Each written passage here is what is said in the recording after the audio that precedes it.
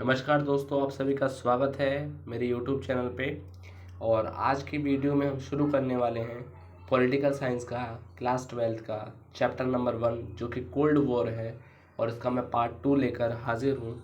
और यहाँ पे हम लोग समझेंगे कि किस तरीके से, जब हमने पिछले चैप्टर में पढ़ा कि कोल्ड वॉर आखिरकार कैसे कैसे इमर्ज हुआ, दो पावरफुल ब्लॉक जो है इमर्ज हो गए थे, यूएसए और यूएसएसआर। उसके बाद भारत का क्या स्टैंड था हमने पढ़ा। फिर लास्ट सेशन में हमने पढ़ा था कि क्यूबन मिसाइल क्राइसिस आखिरकार कैसे हुआ और उसके क्या क्या परिणाम निकले। ठीक है, यहाँ पे जो हम पढ़ने वाले हैं कोल्ड वॉर।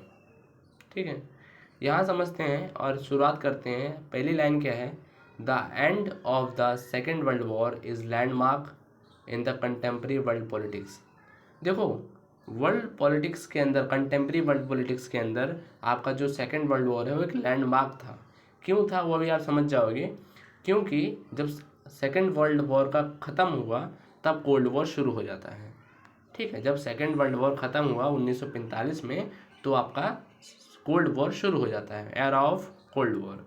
यहाँ पे in 1945 the allied forces led by USA, Soviet Union, Britain and France defeated the axis power led by Germany, Italy and Japan. यहाँ पे आपको वही छोटी क्लास में है कि दो पावर थी, अलाइड फोर्सेस और एक एक्सेस फोर्सेस। अलाइड फोर्सेस में जो लेड कर रहा था यूएसए, सोवियत यूनियन, ब्रिटेन और फ्रांस, इन्होंने हरा दिया था किसको? जर्मनी एक्सेस पावर को, जर्मनी, इटाली और जापान को। एंडिंग सेकेंड वर्ल्ड वॉर, इतना टाइम पीरियड जो 1939 से 1945 तक, the war had involve almost major powers of the world and spread out region outside the Europe, including Southeast Asia, China, Burma, now Myanmar, and part of the Indian Northeastern। इसमें ये बता रखा है कि जो वॉर था वो इतना भीषण था कि उसने पूरी दुनिया के सभी पावरफुल कंट्रीज़ को एक साथ एकजुट कर लिया था। और ये कई रीजन में फैला, यहाँ तक कि यूरोप के रीजन में, साउथ ईस्ट एशिया के और भारत के नॉर्थ ईस्ट रीजन में भी इसका असर देखने को मिला। यहाँ पे हमें और समझना है, the war devastated the world in terms of loss of human lifes, civilian properties. अब देखो, कोई भी वॉर होता है ना, उसमें इंसानों की जान जाती है, कई सारी प्रॉपर्टीज़, जो कई सारे फर्टाइल लैंड्स होते हैं वो बैरन हो जाते हैं। तो ये बहुत बड़ा इम्पैक्ट इस पूरी लाइन में हम देखने को मिल सकता है। और आगे बढ़ते हैं। अब यहाँ से इंटरेस्टिंग कहानी आएगी। यहाँ पे क्या है? The end of the second, sorry एक कुछ गलत मार्कर आ गया हाथ में। The end of the second world war was also beginning of cold war. जैसे मैंने कहा कि दूसरा विश्व युद्ध जैसे ख़त्म हुआ, कोल्ड वॉर, शीत युद्ध, वैसे शुरू हो गया। The world war ended when the United States dropped 2 atomic bombs on the Japanese city Hiroshima and Nagasaki in August 1945, causing Japan to surrender।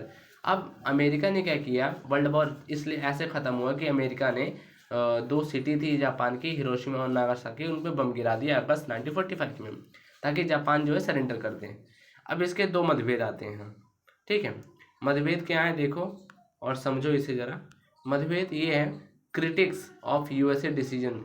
US decision के जो क्रिटिक्स हैं, जो इनको मतलब क्रिटिसाइज करते हैं, वो क्या कहते हैं कि आपने जो बॉम्ब गिराया है, ठीक है, यानी कि to drop the bomb having argue that US knew that Japan was about to surrender and it was unnecessary to drop the bomb. यानी कि ये अननेसेसरी था, ये इसका कोई ज़रूरत ही नहीं थी। जब जापान सरेंडर करने वाला था तो अमेरिका ने ये बम गिराना अननेसेसरी है। यानी कि जापान तो खुद ही नहीं चाहता था कि अब जंग हो, अब लड़ाई हो, वो सरेंडर करने वाला था। अमेरिका ने जानबूझकर अपनी ताकत को दिखाने के लिए सिर्फ बम गिराए हैं और कुछ नहीं। They suggested that the US action was intended to stop the Soviet Union from making military and political gain in Asia and elsewhere, and to show Moscow the United States was supreme। इसमें बताया गया, जैसे मैंने कहा, कि America सिर्फ ये दिखाना चाहता था कि अमेरिका का वर्चस्व कायम हो गया है, वो बहुत ताकतवर है। किसको? सोवियत यूनियन को। इसलिए उसने अनावश्यक ही बम गिराए। कहाँ पे? आपके जापान में। अब अमेरिका वाले क्या कहते हैं, अमेरिका के सपोर्टर थे वो, उनका क्या कहना है, उनका कहना भी देख लेते हैं, दोनों पक्ष देख लेते हैं एक बार। तो उनका कहना ये है कि US supporter have argued that the dropping of bomb atomic was necessary to end the war and quickly and to stop the war. यानी कि ये बहुत ज़रूरी था कि हम न्यूक्लियर बॉम्ब गिराएं ताकि हम इस वॉर को रोक सकें। ठीक है, ये अपना आर्ग्यूमेंट किसने दिया, अमेरिका ने दिया। आगे बढ़ते हैं। Further loss of American and allied lives, बहुत सारे लॉसेस हुए। ठीक है, लॉस ना हो इसीलिए वो अमेरिका ने आर्ग्यू दिया कि लॉस ना हो और भी ज़्यादा, इसलिए हमने वहाँ पे बम गिरा दिए। Whatever the motives, the consequences of the end of the Second World War was rise of two new power on the global stage. With the defeat of Germany and Japan, the devastation of Europe and in many other parts of the world, and the Soviet Union and USSR become the greatest power in the world with the ability to influence event anywhere on earth. यहाँ पे क्या है, यहाँ पे आपको बहुत ही ज़्यादा ना बढ़िया लाइनों से बताया गया है इस पूरे में कि ऐसा है कि देखो जापान और अपना जो जर्मनी है वो तो पहले ही हार चुके हैं, उनकी हवा पहले से ही टाइट है।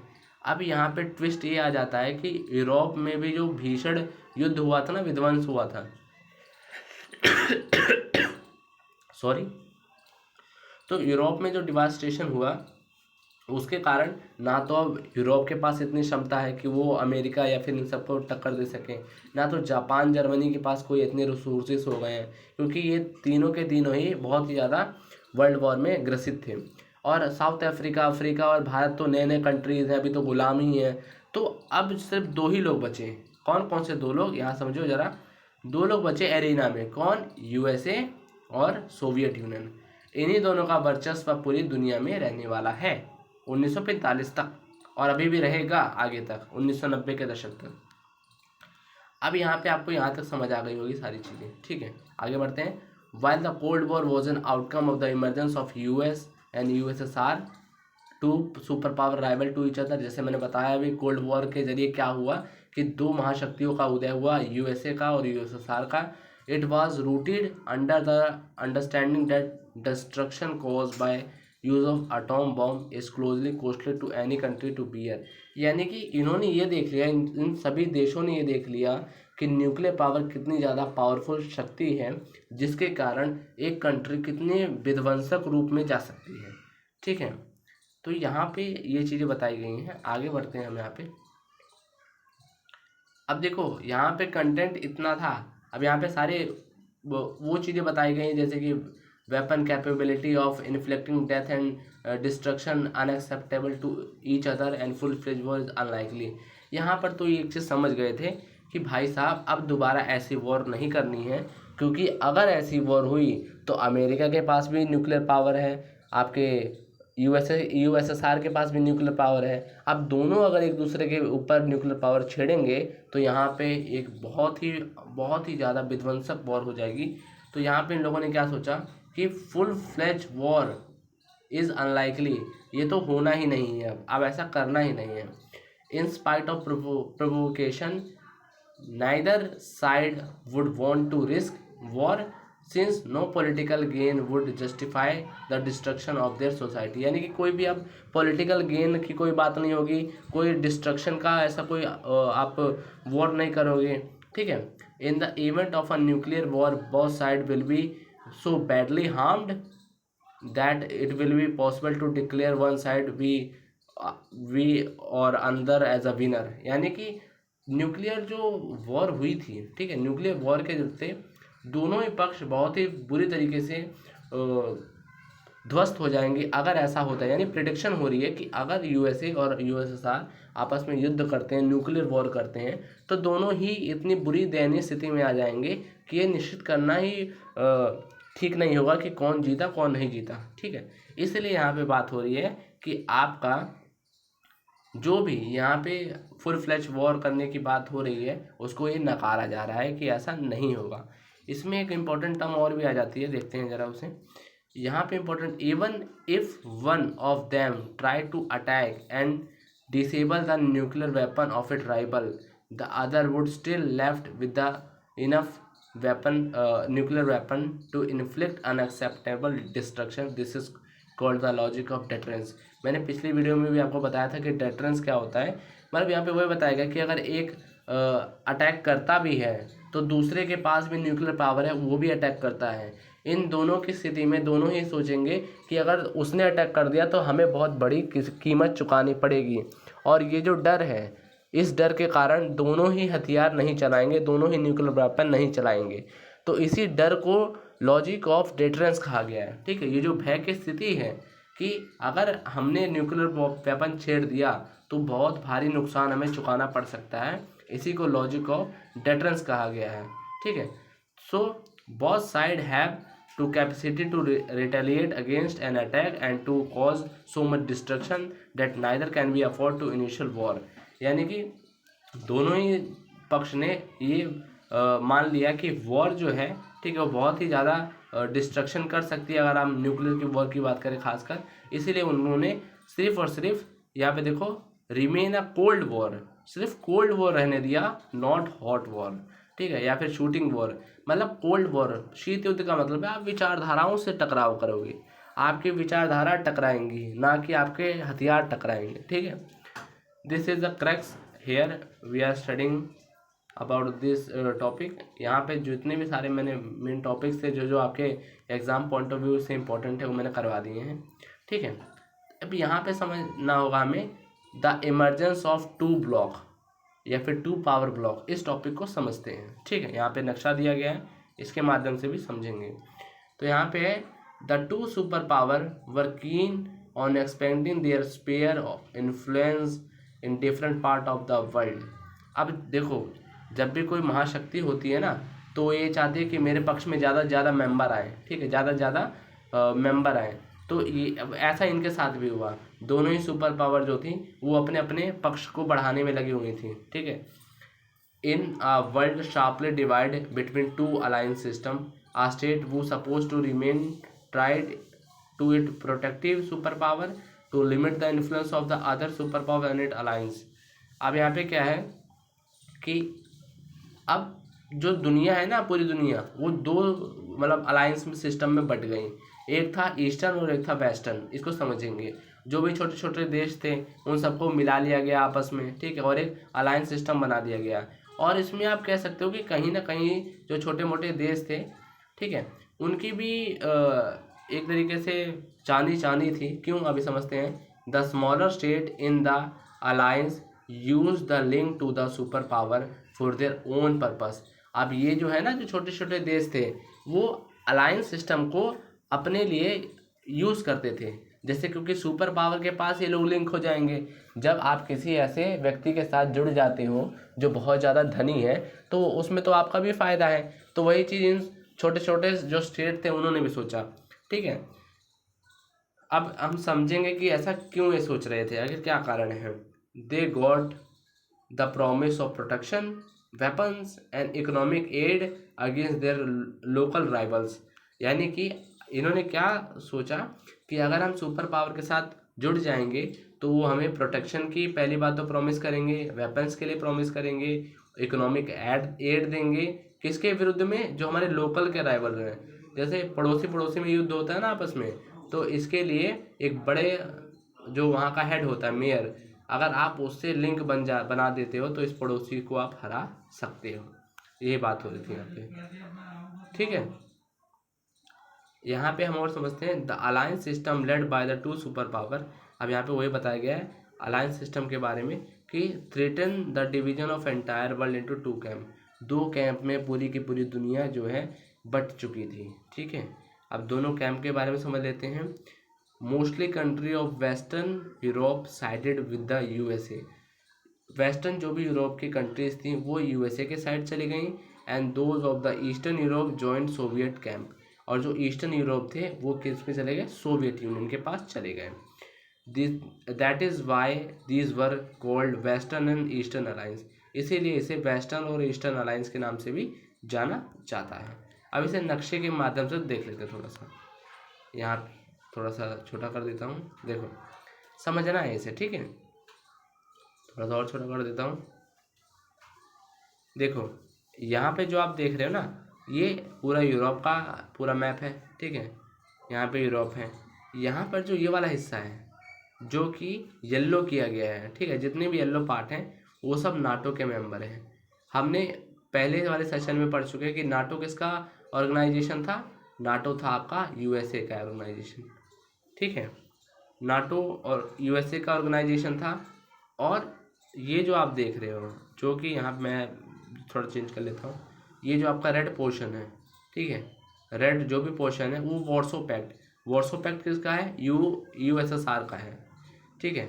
और यहाँ पे जो ये आप ग्रीन ग्रीन देख रहे हो ना, ये वाले हिस्सा, ये लोग मैंने आपको बताया था नॉन अलाइंड मूवमेंट है ना, तो नाम जिसे बोलते हैं, तो जो भारत और 5 देश मिलकर लीड कर रहे थे उसके बारे में हम पढ़ेंगे, तो उनका है। तो देख रहे हो किस तरीके से यहाँ पे मैं दिखाऊं तो एक बीच में एक दीवार पड़ गई है पूरे विश्व के, कि ये पूरा अमेरिका, ये पूरा सोवियत यूनियन, है ना। तो इस तरीके से विश्व जो है 2 ब्लॉक में डिवाइड होके रह गया था,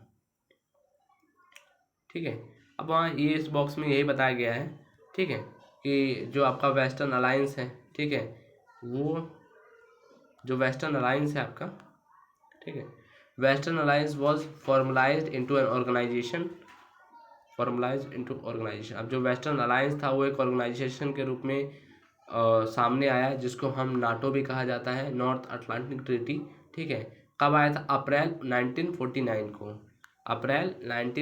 को ये आया था एग्जिस्टेंस में, ठीक है। और it was an association of 12 state, पहले 12 थे, अब उसमें जनसंख्या, अब उसकी जनसंख्या यानी कि उसमें मेंबर्स में वृद्धि हुई है, ठीक है। And which declare that an attack on any one of them in Europe और North America would be regarded as an attack of full of them. अब इसमें क्या था नाटो में, कि अगर 12 के 12 सदस्य, जितने भी सदस्य हैं उनमें से अगर किसी एक सदस्य में भी, चाहे वो यूरोप के हो या नॉर्थ अमेरिका के, अगर हमला होता है तो यह माना जाएगा कि वो पूरे के पूरे जितने भी नाटो के मेंबर हैं उन सब के ऊपर हमला है, ठीक है। तो इस तरीके से नाटो जो है बनके तैयार हुआ, ठीक है। यहाँ पे और चीज़ें देखते हैं। The eastern alliance which was known as Warsaw Pact was led by the Soviet Union. It was created in 1955 and it principal function was to counter NATO and forces. अब यहाँ पे वेस्टर्न अलायंस ने भी एक काम किया कि western alliance ने वॉर्सो पैक्ट का निर्माण करवा दिया, जो कि कौन लेड कर रहा था, सोवियत यूनियन लेड कर रहा था। कब बना था, 1955 में। और इसके प्रिंसिपल फंक्शन क्या थे, कि हमें नाटो को काउंटर करना है, ठीक है, समझ रहे हो, नाटो को किसी तरीके से काउंटर करना है, उनको पछाड़ना है, ठीक है। तो यहाँ पे हमें एक और चीज़ समझनी है कि यहाँ पे ना in eastern and south east Asia and western Asia, middle east Asia, the United state built N alliance. अब एशिया वगैरह जो साउथ ईस्ट एशिया है उनके लिए भी एक अलायंस बनाया गया, जिसे सीटो कहा गया, साउथ एशियन ट्रीटी ऑर्गेनाइजेशन। ये अमेरिका ने बनाया है, ठीक है। और एक सेंट्रल ट्रीटी ऑर्गेनाइजेशन सेंटो भी बनाया गया था। तो यानी नाटो, सीटो, सेंटो, ये किसने बनाया, अमेरिका ने। नाटो था नॉर्थ अमेरिका और यूरोपियन देशों के लिए, सीटो सेंटो किसका था, साउथ अफ्रीका और बाकी मिडल ईस्ट जो यहाँ के देश हैं, रीजन है, उनके लिए बनाया गया था, ठीक है। तो यहाँ पे हमने समझ लिया, ठीक है। इस पूरे चैप्टर में जो हमारा पार्ट 2 है वो हमारा कंप्लीट हो चुका है। हमने यहाँ पे 2 टॉपिक समझे। पहला टॉपिक तो ये था कि हमने cold war, what is cold war समझा, और दूसरा जो है हमने इमर्जिंग ऑफ 2 पावर ब्लॉक को समझा। आज की वीडियो में इतना ही। आने वाले नए पार्ट्स में हम नई नई चीज़ों को और एक्सप्लोर करेंगे। ये चैप्टर मज़ेदार है, इंटरेस्टिंग है, और मेरे साथ जुड़े रहने के लिए आपका बहुत बहुत धन्यवाद। Thank you.